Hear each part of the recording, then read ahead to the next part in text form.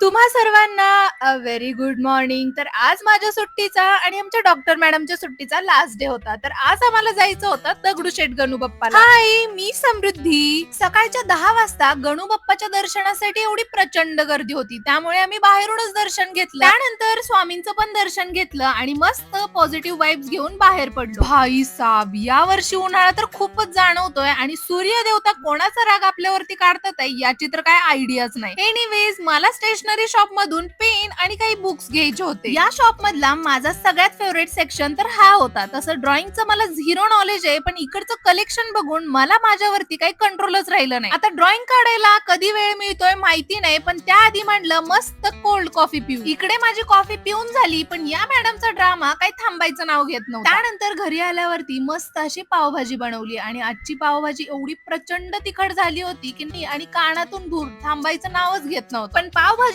आमच्या दोघींची तर फेवरेट आहे, त्यामुळे कितीही तिखट असली तरी खाऊन घेतली आणि त्यानंतर ज्या कामाचा कंटाळा होता ते काम करायला घेतलं. फायनली सगळी पॅकिंग झाली आणि त्यानंतर रूमचं चेकआउट करून गौरा मॅडमला स्टॉप वरती सोडून आले. जर तुम्ही माझे डेली ब्लॉग बघत असाल तर काही दिवसांपूर्वी मी गेले होते आर्मी कॅन्टीन मध्ये आणि तिकडून मी बरंच काय काय घेऊन आले होते. हे सगळं खायला कधी मुहूर्त लागतोय माहिती नाही, पण डॉक्टर मॅडम गेल्यामुळे मला खरंच खूप बोर होत होतं आणि बोर होत असल्यावरती मी एकच काम करू शकते, ते म्हणजे बुक रिडिंग. मस्त बुक रिडिंग करत होते तेवढ्यात मला एक माझं PR पार्सल रिसीव्ह झालं आणि यामध्ये होती सुंदर साडी. आता या साडीवरचं शूट थोड्याच दिवसात बघायला मिळणारच आहे. त्यानंतर अजून एक पार्सल रिसीव्ह झालं आणि यामध्ये मी माझ्यासाठी फेस सिरम ऑर्डर केलं होतं. आता बघू, मी यूज करते आणि तुम्हाला रिव्ह्यू सांगते. चला, आजचा ब्लॉग इथंच थांबवते. भेटूयात उद्याच्या ब्लॉग मध्ये.